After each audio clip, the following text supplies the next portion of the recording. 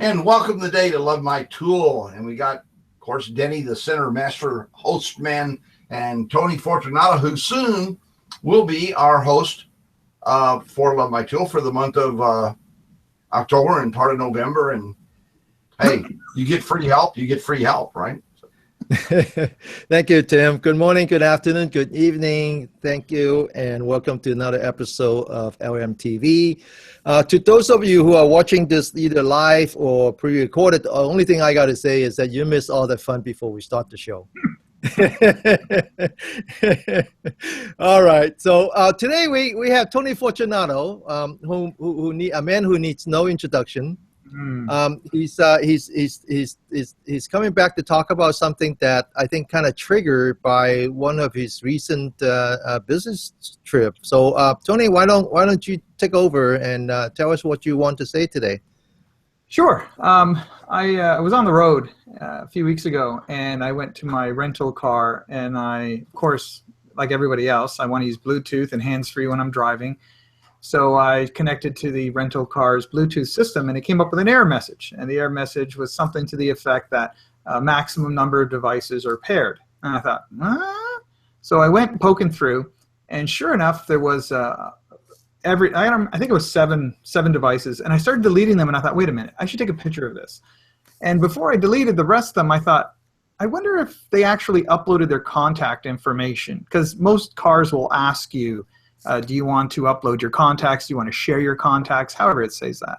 And I thought, let me go check that out. And sure enough, I saw all sorts of entries that kind of surprised me. It said bank information, school login, security information. And I didn't go through it, right, in any more detail than that. But all these entries were in people's contact list because I guess a lot of people use their contact list as a notebook, right? And, passwords, logins.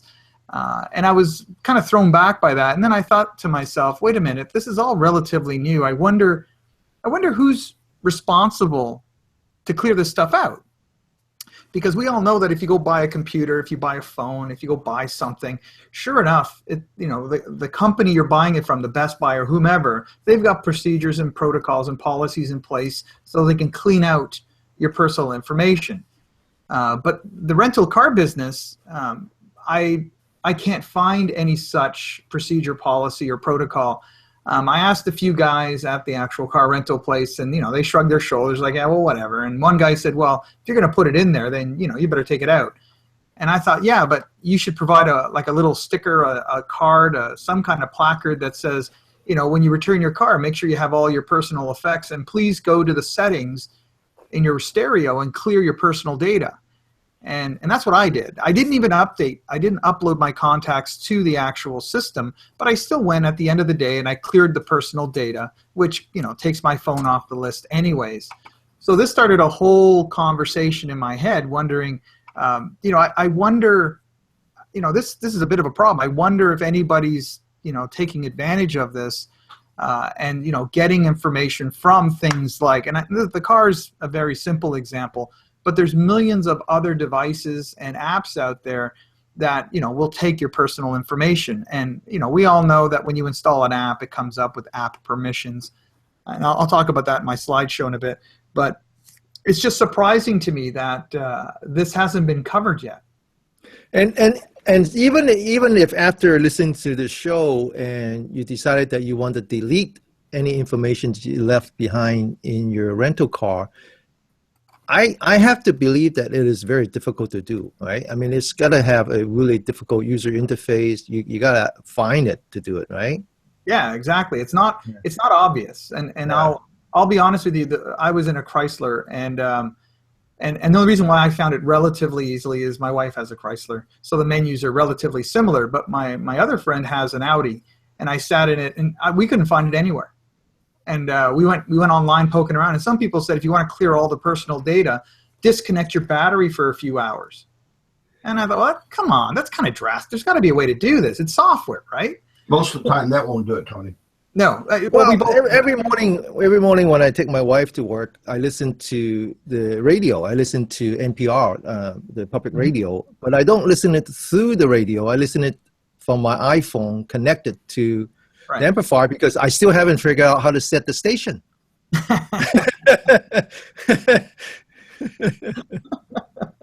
Well, you know, also people forget that a lot of this data is available, and if you're in an accident or an incident, it can be used against you.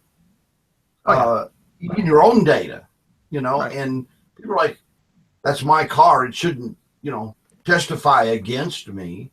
But it's a huge data leak. And when you're doing forensics, like if you're trying to hack, you know, put a bad guy at a location of an event, like a shooting or something like that, or if the guy rents the car to do all his drug deals, when he comes back, you can put the person at the scene. You can know where all their drop houses are, where they're delivering drugs. And that's just the beginning. There's a lot of stuff in there that can be stolen, that can, you know, compromise your privacy. Well, when I talked to a few of my friends about this, they were like, "Oh, come on, you're so paranoid. Relax." And I said, "Well, for me, it's probability versus possibility." And you're right. If you have a car in your garage and the probability of somebody coming by and trying to do something or steal your data or even care about your data, yeah, that's, you know, that's pretty low. But if you're renting a car from an airport and there's a high density of people there, that means you have a greater chance of getting some data. You know, and it could be for anything, right? It could be as extreme as somebody doing some identity theft. Who knows? But the point is the probability goes up, right? In the old days, the pickpockets hung out in the city squares, the tourist hotspots, and the airports, right? Bus stations, that sort of thing. Well, it's no different.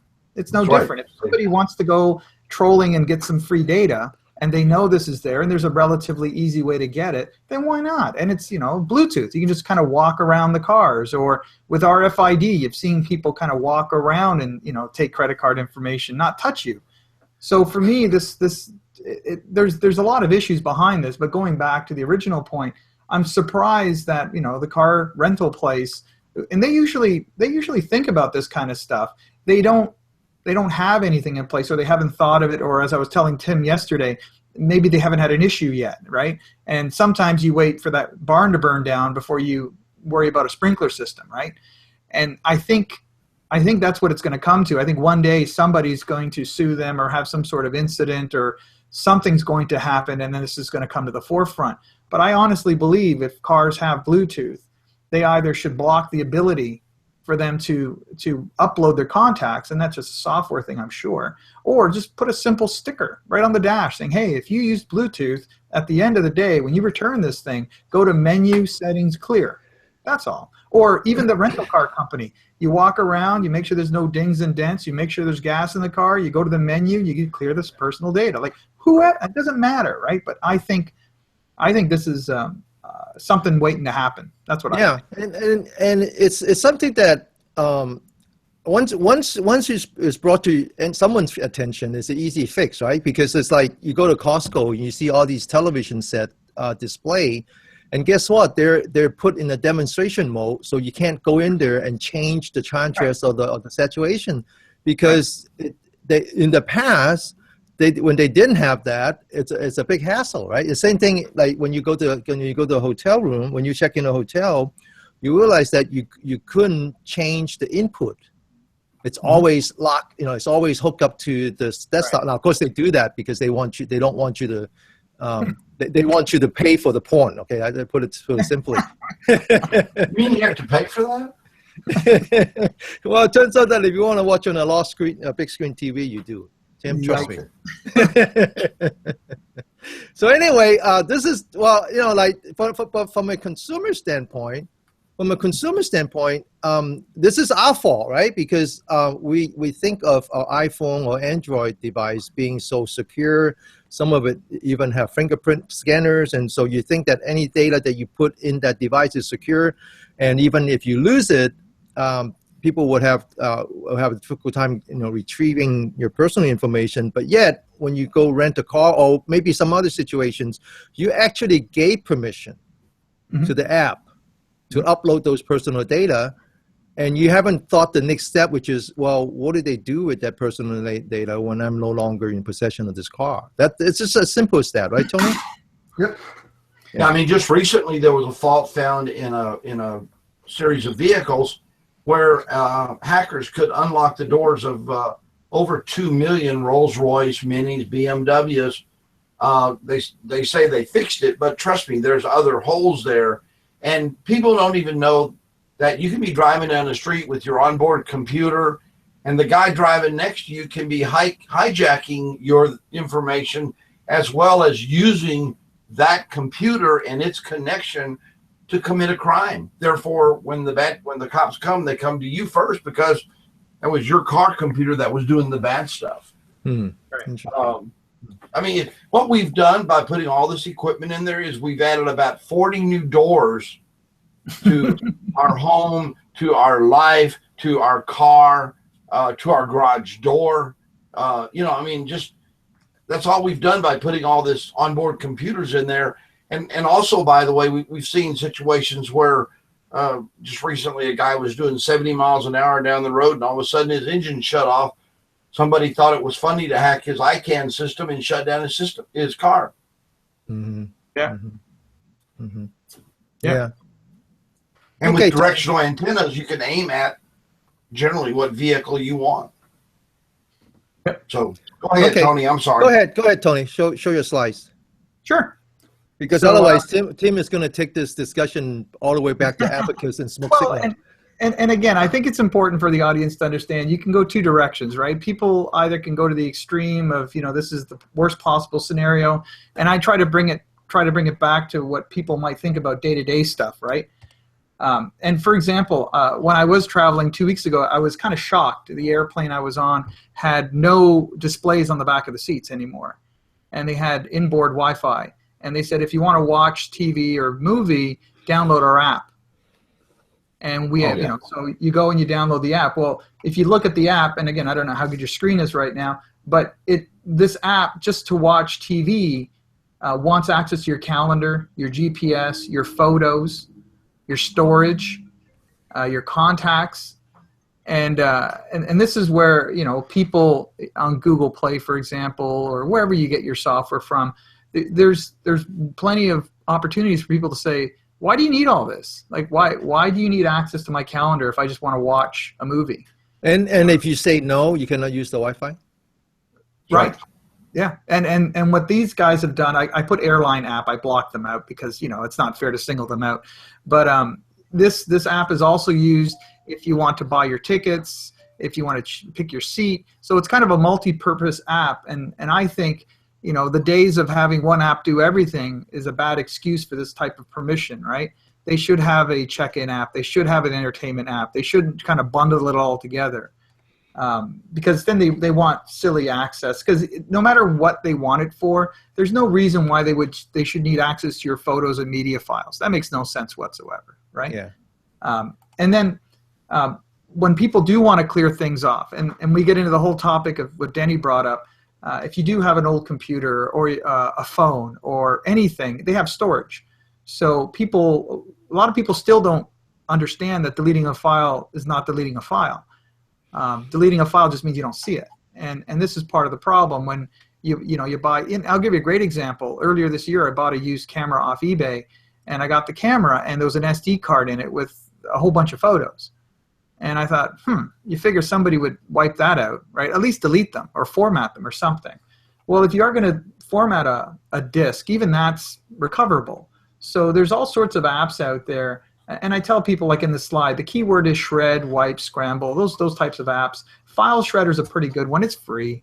And when it actually deletes a file, it'll replace that spot on the disk with random data or ones or zeros or something like that to make recovery that much more difficult, right? There's another one out there. I'm sorry. And with Google Drive and iCloud and Dropbox and all that, there is no deleting anymore. Yeah, right. I'm getting to that slide too. Yeah, you're right. You're absolutely right. And then there's a really cool one called DBAN, which is Derek's Boot and Nuke app. You can put it on a disk, boot up your machine, and it'll completely wipe the system. So there's plenty of ways of making sure if you do have a system that you're donating or passing down to somebody, that you actually clean it out properly. And then with Android, a really neat little trick that I saw online when I was researching this, people said, hey, you know what you do? Just encrypt your phone. And if you encrypt your phone, that basically scrambles everything as it is. And then you can decrypt it again if you like. But just the process of encrypting it is a great way of wiping out stuff. And then you go through the factory reset process if you'd like. And with Mac, of course, reinstalling the Mac OS, that's kind of the ultimate way of wiping that out as well. I think that the big deal here is some people take it a step further, right? If you do have a system with a drive, SSD or hard drive or flash drive, any kind of memory, some people, if it's removable, will take it out. And you've seen this even on Mr. Robot. The fellow there will take his hard drive every so often, and he'll put a drill through it, right? Like drill a big hole through it, and that'll do it, that sort of thing. And some recycling places will shred it, and some people just put the hammer to it or the good old magnet if you've got a platter-based system. So there's plenty of way of physically destroying the actual disk as well, which, again, some people want to take it to that degree, and that's fine. If you do have cloud accounts, what Denny was bringing up, Gmail, Facebook, Dropbox, you should be able to easily delete contacts. I'll be honest with you, there's a couple of social media sites that I went to check out last year because people were asking me to get on it. And the first thing I did was I wanted to see how easy it was to delete data, contacts, photos, files. And the big thing is being able to delete multiple entries, right? So even in Gmail, for example, there's Tim and there's me. I can put a check mark beside a bunch of them and delete them, right? Now, we all know it's not deleted, but it's just one less thing to worry about, right? Deleting a couple entries or deleting files or Dropbox. And even, again, in Google Photos, I can select multiple photos and I can delete them that way. And we all know, again, it's not our server, it's Google server, Facebook server, right? And they obviously retain the data to some point. But as far as you're concerned, you've done as much as you can do. I'm surprised some social media sites do not allow you to easily delete files or photos or contacts. You have to do them one at a time. And that's what I ran into with a couple of these social media sites people were asking me to get involved with. And I said no, because if I put my stuff in there, it's going to be a pain to get it back out. And the only way of doing that is to delete your account. And we know if you delete your account, you know as well as I do, that stuff's still there, right? It's there. So it's things you need to think about, right? When you don't have data with you physically and it's somewhere else, the question is, where is it and how easy is it for me to delete it, right? The fact they may retain it, that's, you can't do nothing about that anyway. So I kind of leave that topic alone. Just going a step further, I do these slides for some presentations for some internet providers around here. And I always tell people, pay attention to any service, device, website, email, phone, anything, anybody that asks for personal information. And just pay attention. Again, in the bottom left corner of the screen, I've got Facebook Messenger application. And it asks for access to everything in your phone, like everything. Absolutely every possible feature you can think of, it wants to access, which, is, I think, pretty well close to insanity. I think in the future, in the next little while, when software developers get a few kick in the pants, I think they're going to get to the point where when you install an application, there's going to be checkboxes to say, hey, we're going to get access to this. Is that okay? Or uncheck what you don't want them to access. So if I have Messenger and it says phone, I don't want them to go to my phone because phone implies my contacts. But it's got no business going there. So, there should be a little checkbox to say, no, I don't want you to use my phone. And then if it ever tries, it'll say, hey, you disabled this, buddy, so you can't do that. And I'm like, fine. Right? At least I got a choice. And by the way, those requests for personal information, they can come in any places that you don't expect, and they can come in any form that you don't expect. Oh, yeah.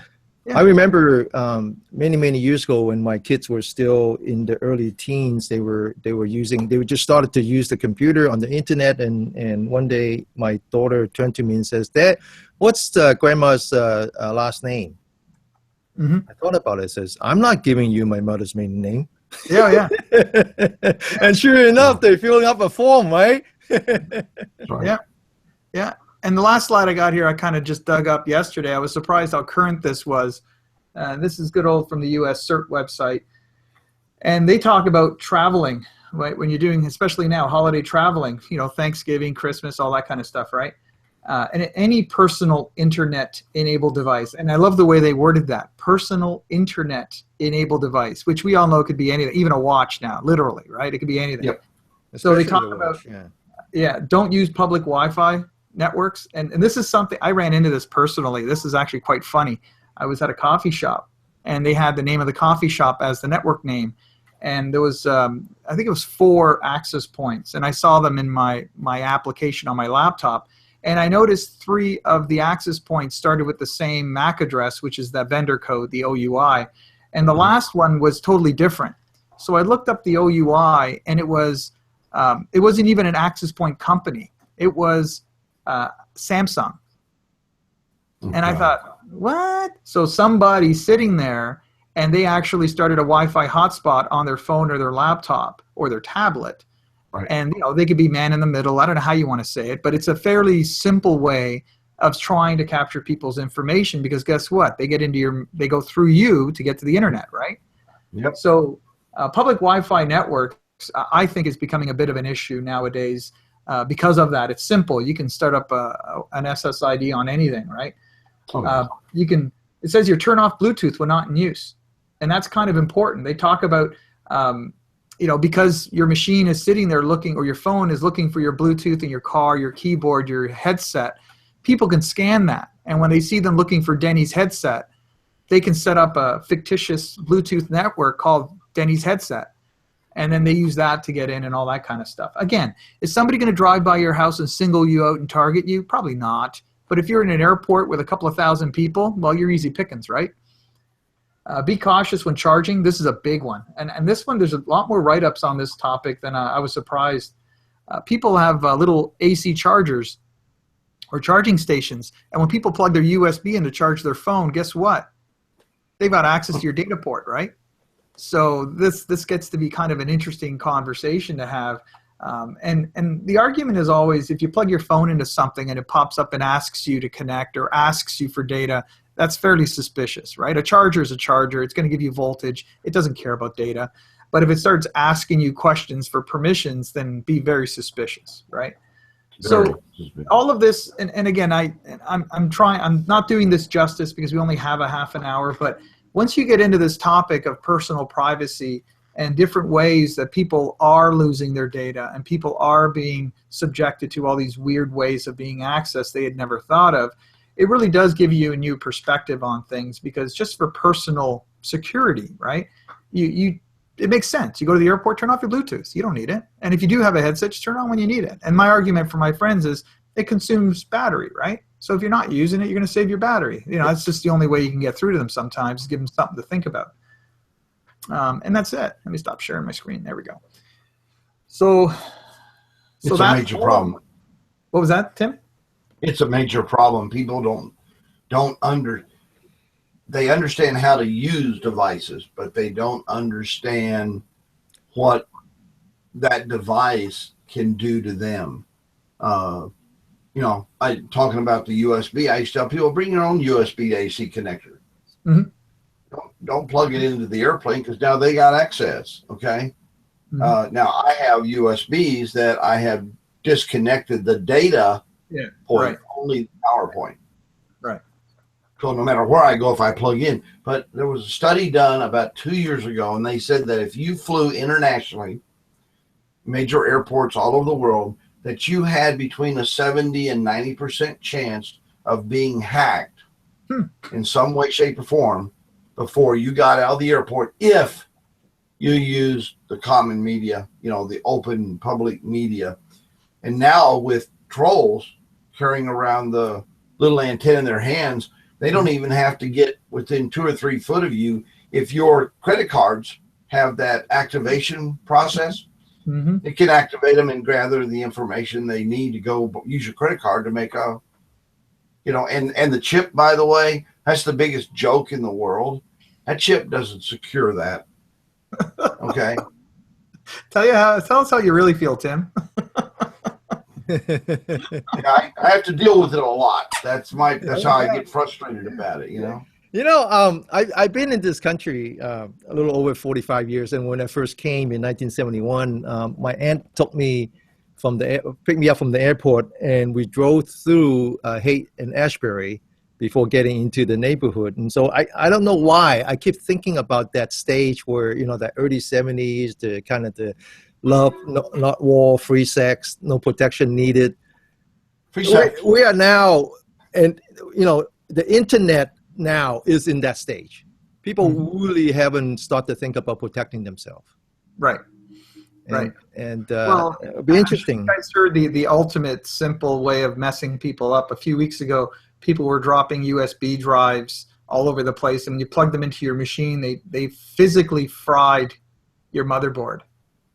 And because people saw a USB drive, they picked it up. Hey, I got a free flash drive, and they plug it in. Now, why would they do that? What did they gain? I mean, the people who did that, did they do that to send an educational message, or what? Why was it that they do that? They didn't steal anything. They just want to fry your computer, right? That's a great question, because because I had the same question, I started researching it, and many times this is part of their social testing, because they're saying, hey, if we threw 100 of these flash drives out and 80% of the people got their machines fried, and we know because they made a big stink about it, then we have numbers to say the next time we'll put a Trojan, a worm, and we get feedback as to what the impact of that test was. Because if you throw a bunch of flash drives out there, you plug it in your machine, and it pops up a big smiley face on your machine, and that's pretty well the end of it. You format the flash drive, and you're done. They'll never hear about it, right? Whereas if it physically fried your machine, people make a big stink about it. It gets reported, and they say, hey, 50 people in Atlanta, 30 people in Dallas, or whatever.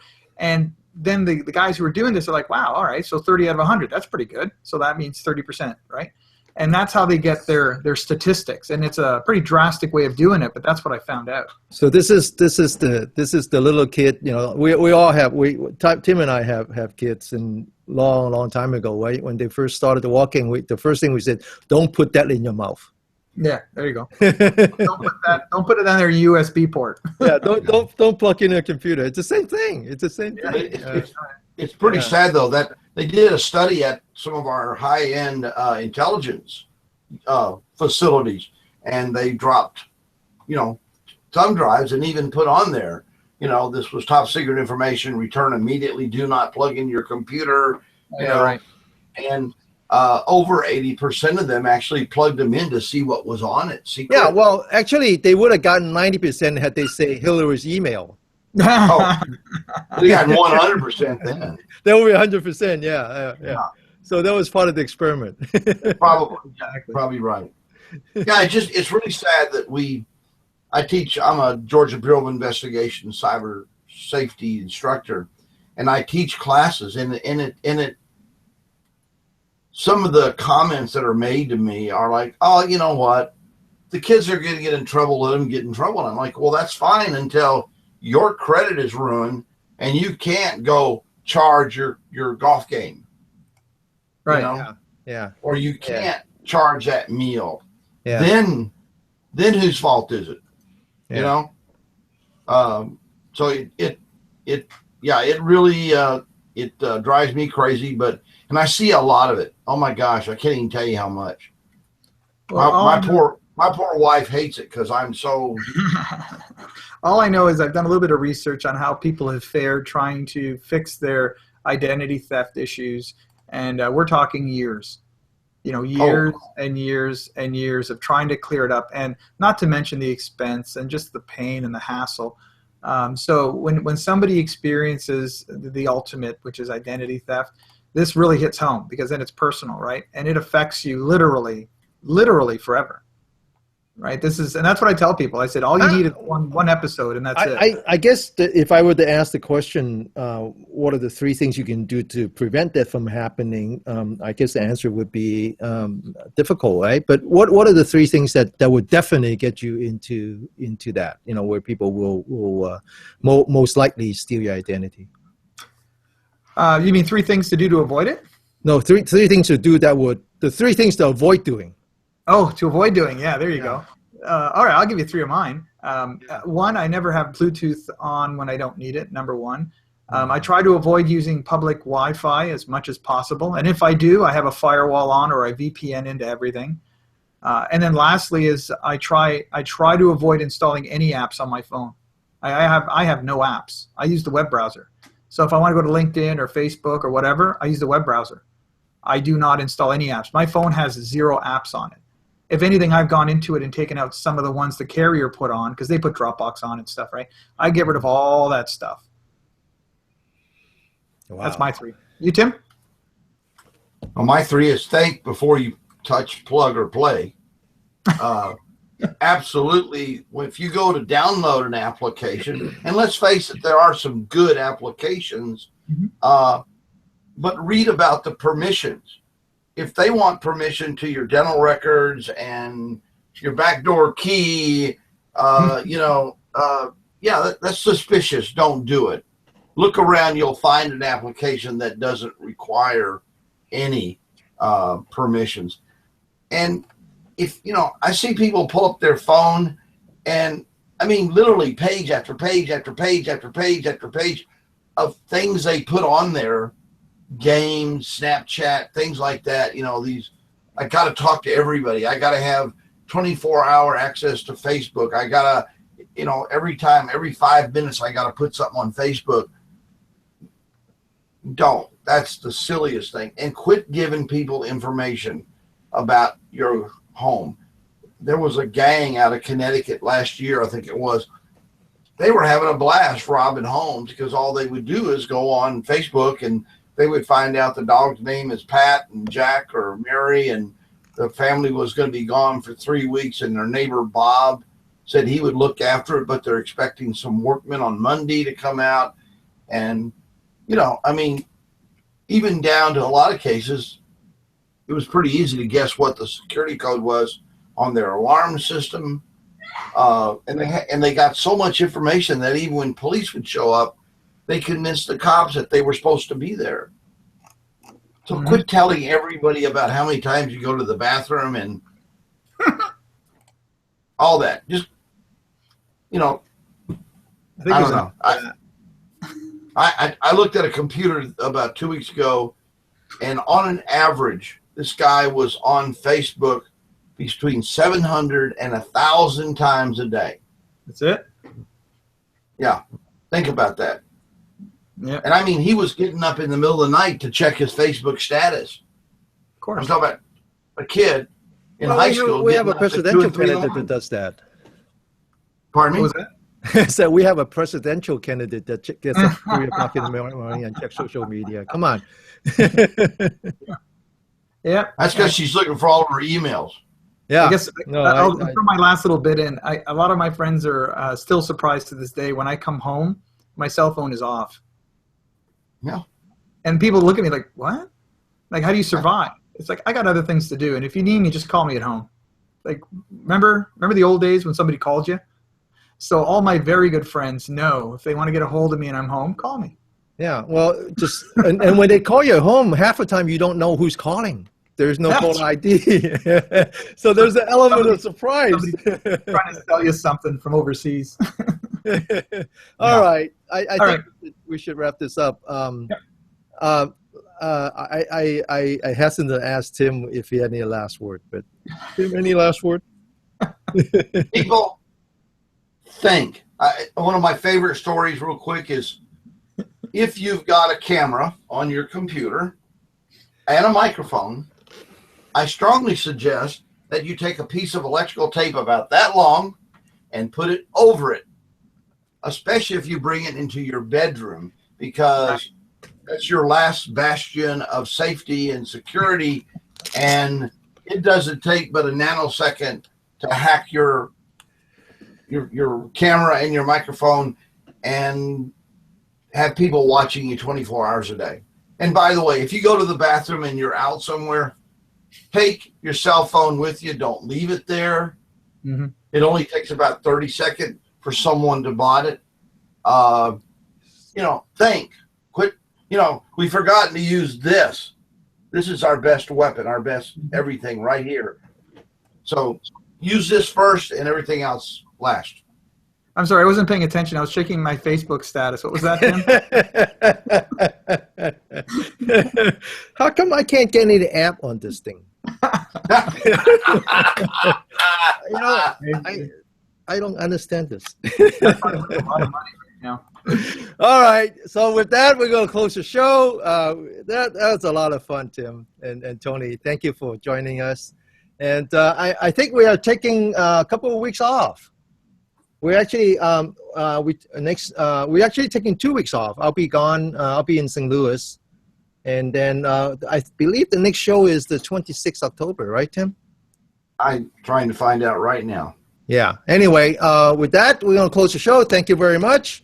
And have a wonderful October. Bye-bye. Bye, Tim. Bye, Tony. Bye, guys. Bye-bye. God bless all. Be safe.